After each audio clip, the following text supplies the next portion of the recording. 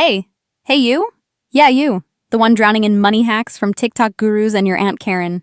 Do you know how much of that advice is actually garbage? A lot. See the worst money tips? They sound smart, they go viral, and they're secretly sabotaging your bank account. Like that never use credit cards nonsense. Oh, we'll get to that dumpster fire. You've been lied to. Skipping coffee won't make you rich. Renting isn't throwing cash into a pit. And buying a house ASAP? Yikes. But don't panic. I'm not here to yell at you. I'm here to flip the script. We're ranking the most hyped money advice from burn it with fire to where has this been all my life? Stick around. By the end, you'll know exactly which tips to trash and the one move that could literally turn a couple of dollars into financial freedom. Let's go! Before we rip into these money myths, let's talk about how we're judging them. Because not all advice is created equal, right? Some tips sound genius until they leave you broke. Every piece of advice gets graded on 3 things. 1. Does it work for real people? Like, if a tip only works if you're a Wall Street robot or live off grid eating ramen? Trash. We want stuff that fits your life. 2. Could it blow up in your face? Never take loans. Cool. Until you need an emergency surgery and your credit score is a dumpster fire. We're calling out risky advice that sounds safe. 3. Does it set you up for the long run? Saving $5 today is nice. But what about building wealth that lasts decades? We're hunting for tips that make future you scream, "Thank you." That's it. No fancy math, no trust me bro vibes, just clear, real-world rules.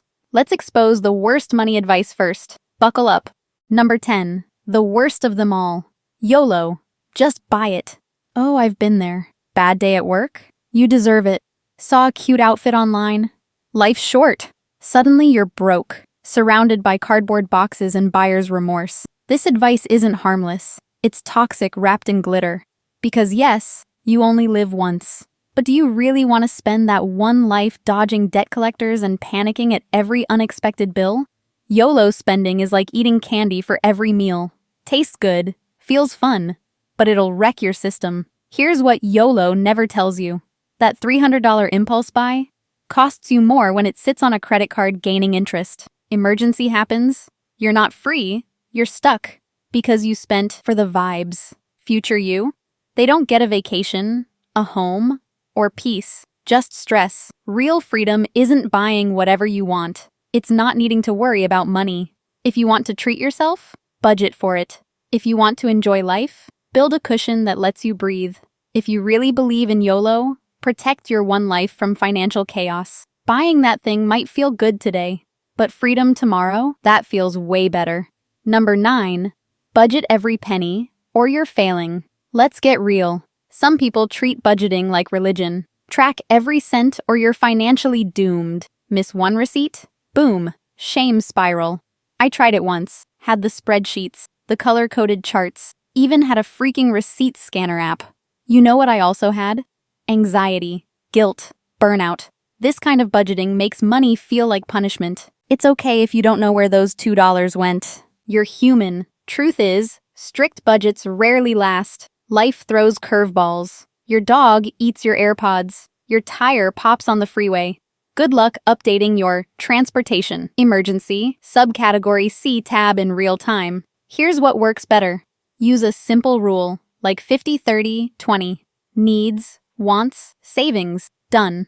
Automate what you can. Rent, bills, savings. Let the boring stuff run on autopilot. Track the big stuff, not every coffee. That's where the money leaks. You don't need to be perfect. You need to be consistent. Budgeting shouldn't feel like a second job.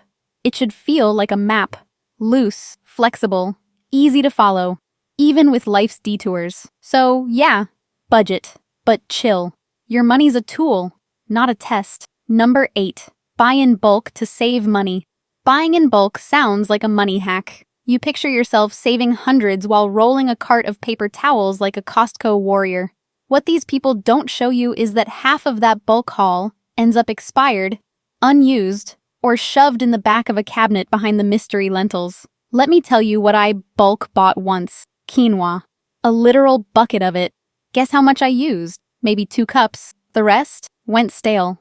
Got tossed. So really, I didn't save $15. I wasted it. And those family-sized deals? They only work if you're a family of 7, have a walk-in pantry, and actually eat 3 gallons of mustard. If you're buying stuff you don't use just because it's cheaper per ounce, that's not saving. That's hoarding. If it goes bad before you finish it, you're not saving. You're throwing money in the trash. If it's making you overspend just to feel smart, that's a trap. Now, buying in bulk can be smart if it's something you use constantly. Toilet paper? Sure. You've got space to store it. You don't have to go into credit card debt to buy 12 pounds of almonds. But if your fridge is full of expired yogurt and you can't find your bed because there's a bunker of canned beans next to it, yeah, that's not frugal. That's chaos. Bulk deals are only smart if you were going to buy it anyway and actually use it. Otherwise, it's just clutter with a discount sticker. Number 7, never use credit cards. Let me tell you a story. When I was 22, I believed credit cards were the devil. My whole life I've been told, they'll ruin your life. Debt follows you forever. So I listened. I paid cash for everything. Felt smug, honestly, like I'd cracked the code to adulthood. Then I tried to rent an apartment in the city. The landlord asked for my credit score. I handed him my shiny 0 credit history like a participation trophy. He laughed. Not a cute chuckle. A full, who raised you laugh. Got rejected. Had to beg my cousin to co-sign. Humiliating. A year later, I needed a car loan. The bank offered me a 15% interest rate. 15%. One of my friends who'd been responsibly using a credit card for 2 years, she got 4%. That's the difference in paying $3K interest versus $12K. Let that sink in. Credit cards aren't the problem. It's how you use them. I started small. Put my $10 Spotify subscription on a card. Paid it off the same day. Then groceries, gas, anything I'd buy anyway. Never spent a dime I didn't have. Set up autopay. Checked my balance like a hawk. 2 years later, my credit score jumped to 740. Got approved for a killer rewards card. Now I fly home for free once a year using points. But the real win? Freedom. When I applied for a mortgage last year, the bank rolled out the red carpet. 3% interest. No cosigner. No panic. If you avoid credit cards out of fear, you're locking yourself out of your own future. Don't let bad advice cost you $10K or your dignity. Use them smarter, not harder. Number 6, skip daily coffee to get rich. All right, let's talk about the biggest lie peddled to millennials. Skip your daily coffee and you'll retire a millionaire. Let me take you back to 2019. I was broke, desperate, and chugging free office coffee that tasted like burnt socks. Why? Because some finance bro on YouTube swore that cutting out $5 lattes would magically fix my financial life. So I did it. For 6 months. Do you want to know how much I saved? A whopping $900. And how about what I lost? My sanity, my joy, and my will to live before 9 a.m. $5 a day equals $1,825 a year. Invested for 30 years at 7%? $180,000. Sounds decent. Until you realize that's less than half of what you'd make negotiating one decent raise at work. Life's too short to guilt trip yourself over tiny joys. The problem isn't your coffee. It's the system telling you to fix systemic wealth gaps by brewing $1 coffee at home. Keep the coffee. Keep the Netflix. Keep the $10 thing that makes life less bleak. Aim for the big leaks. Negotiate your salary. Refinance high-interest debt. Invest even $50 a month. Sacrificing joy for pennies is a scam. Building wealth shouldn't feel like a punishment. Number 5. Rent is the same as throwing away money. Let me paint you a picture. 2020. Pandemic hits. I'm bored, scared, and Instagram is bombarding me with buy a house now reels. So I did it. I bought a condo. Cue the confetti. Until the roof leaked 3 months in. Then the HVAC died. Then the HOA fees doubled. Suddenly, my investment felt like a hostage situation. Here's the cold, hard math they don't show you. Mortgage payment, $2,200 per month. HOA fees, $800. Random repairs, $12,000 a year. Yes, really. My sanity, priceless, and gone. Meanwhile, my sister rented a chic apartment downtown for $2,300 a month. No maintenance costs, no surprise bills. She took the $50K she would have paid as down payment and invested into ETFs. 5 years later, her portfolio sits at $72K.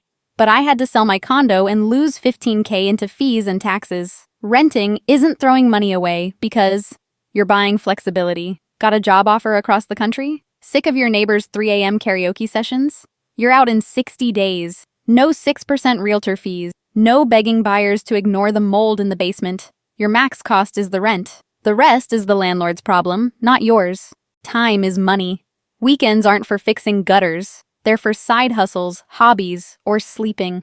When does buying make sense? You're staying put for 7+ years. You've got a fat emergency fund, not just a down payment. You're ready to marry the house and its baggage. Renting isn't a failure.